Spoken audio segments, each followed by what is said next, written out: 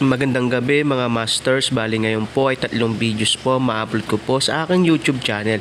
Tama nga mga masters, 3 videos nga po ma-upload ko po. Yon, what's up mga masters? Nandito na naman tayo sa panibagong araw, panibagong kabanata na naman ang pagsasama-samahan natin ngayon guys.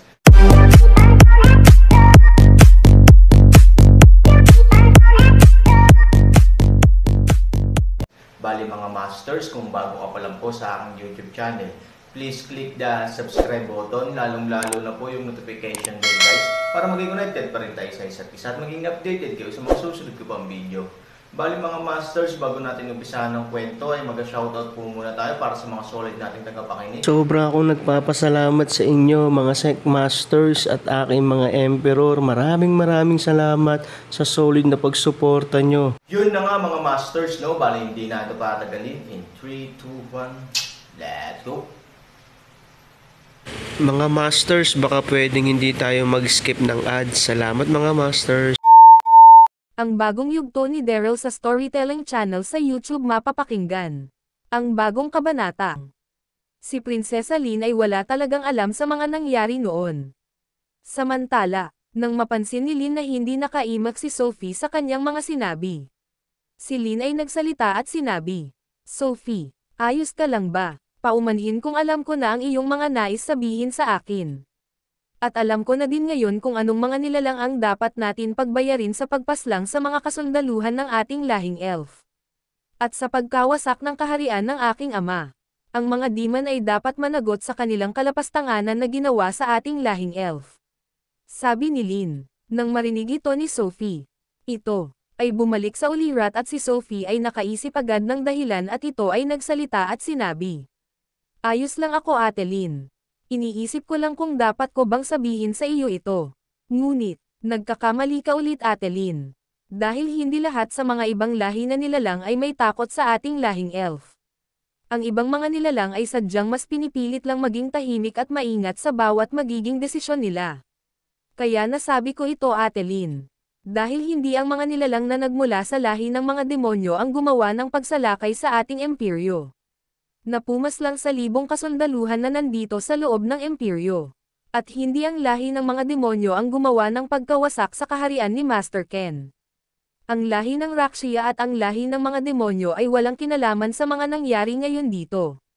Dahil ang mga sumalakay sa ating lahing elf para pagpapazlangin ang mga kasundaluhan at wasakin ang kaharian ni Master Ken ay nagmula sa ibang lahi ng nilalang." Sabi ni Sophie, nang marinig ito ni Prinsesa Lin. Ito ay labis na nagulat at hindi makapaniwala sa kanyang narinig kay Sophie. At si Lin ay nagsalita at sinabi, "Sophie, ano ang ibig mong sabihin?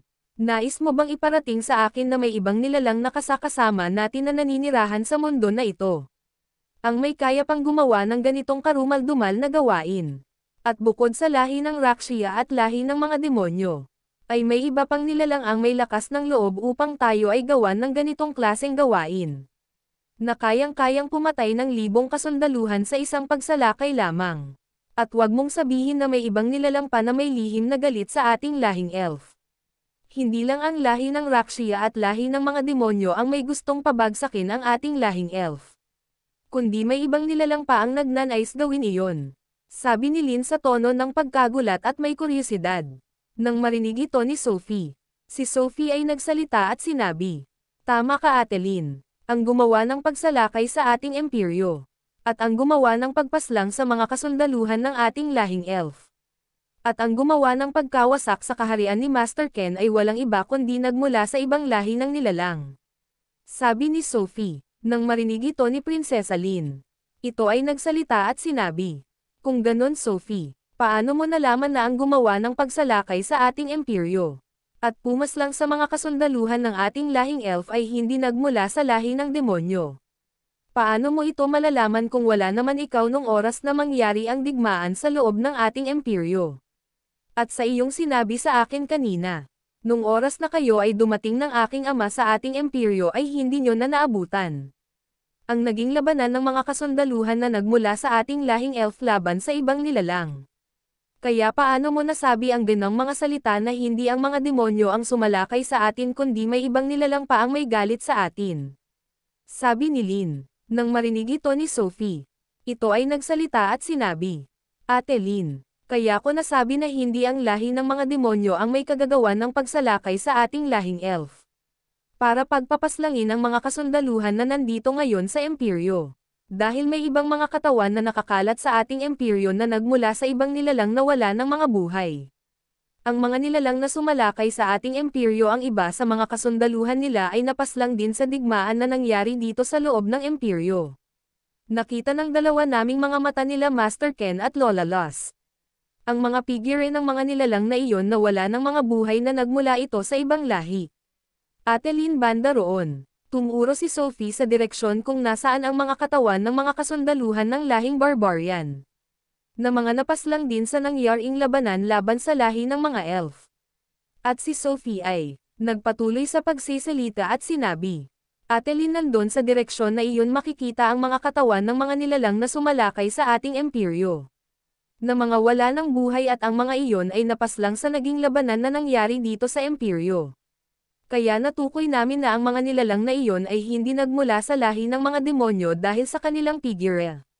Sabi ni Sophie, nang marinig ito ni Lin. Ito ay napatingin sa direksyon na tinuro ni Sophie. At si Prinsesa Lin ay nagsalita at sinabi, Halika Sophie, nais ko din makita ang mga katawan ng mga nilalang na iyon na sumalakay sa ating Imperyo. Sabi ni Lin at agad-agad itong tumakbo patungo sa direksyon na tinuro ni Sophie. Sa pagtakbo ni Lin, si Sophie ay naiwan na nakatayo habang nakatingin kay Lin at si Sophie ay napabulong sa kanyang sarili at sinabi, Ang prinsesa ng mga normal na elf ay masyadong tiwala sa lakas na mayroon ang mga normal na elf. Ano sa tingin niya na ang ibang nilalang na nandito sa mundo na ito ay may takot sa lahi naming elf? Masyadong kampante at mayabang din ang mga normal na elf.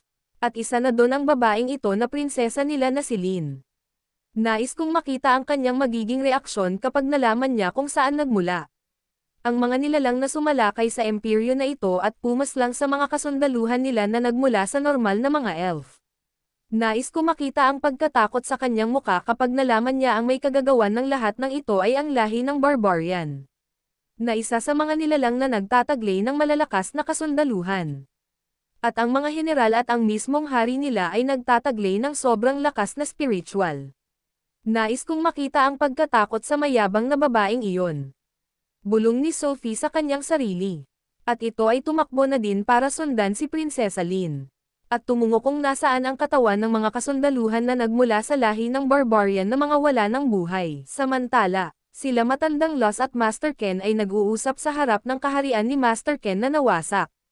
Dahil sa naging digmaan ng lahing elf laban sa lahi ng mga barbarian. At si Pinunong Benj ay napagpasyahan na sirain ang kaharian ni Master Ken. At si Master Ken ay nagsalita at sinabi, Loss, tingin mo ba kung nandito ako sa mismong kaharian ko? Mangyayari kaya ang ganitong pangyayari?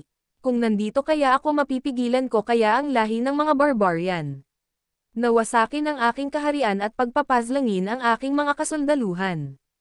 Masyado ata akong naging abala upang magbantay sa lugar niyong mangkukulam. Loss, hindi ko ibig sabihin na pinagsisisihan ko na bantayan kayo sa inyong lugar na mga mangkukulam. Sakin lang, kung nandito kaya ako, hindi kaya ganito kalala ang pinsala sa ating lahing elf.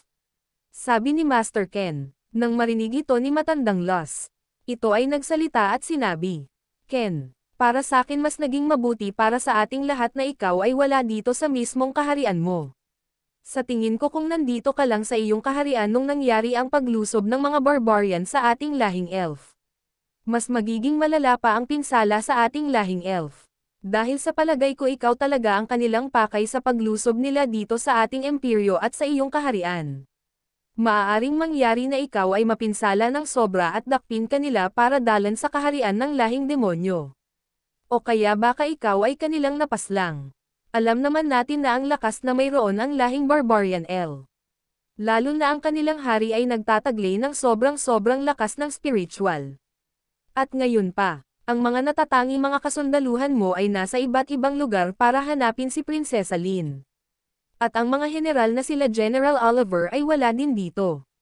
Ken, hindi sa minamaliit ko ang iyong tinataglay na spiritual. Ngunit, sa palagay ko lumusab ang lahing barbarian dito at ang kanilang hari dala-dala ang kanilang mga mahuhusay na general at mga kasundaluhan. Kaya kahit anong lakas ng spiritual mo kung ikaw ay kanilang pagtutulungan, hindi ka mananalo sa kanila, Ken. Kaya mas mabuti na wala ka dito nung nangyari ang ganitong sakuna sa ating lahing elf. Dahil kung may nangyari sa iyo, sino na lang ang tatayong pinuno ng ating lahing elf? Baka tuluyan ng ang buong nating lahing elf ay maglaho na lang dito sa mundo na ito. Dahil sa mga malalakas nating kaaway. Ngayon pa nawala din ang nag-iisa mo na lang anak na si Prinsesa Lin. Paano na lang ang ating lahing elf kung mapahamak ka, Ken? Yun na nga mga masters, no? Bali panibagong kabanata na naman yung natapos natin ngayong gabi. Muli, maraming salamat po talaga sa walang sawang suporta po sa aking YouTube channel na talagang inaabangan nyo po ang bawat upload ko po. Bali mga masters, magkita-kita ulit po tayo bukas ng gabi at ngayon po ay magpapaalam po muna tayo. Bali mga masters, bye-bye!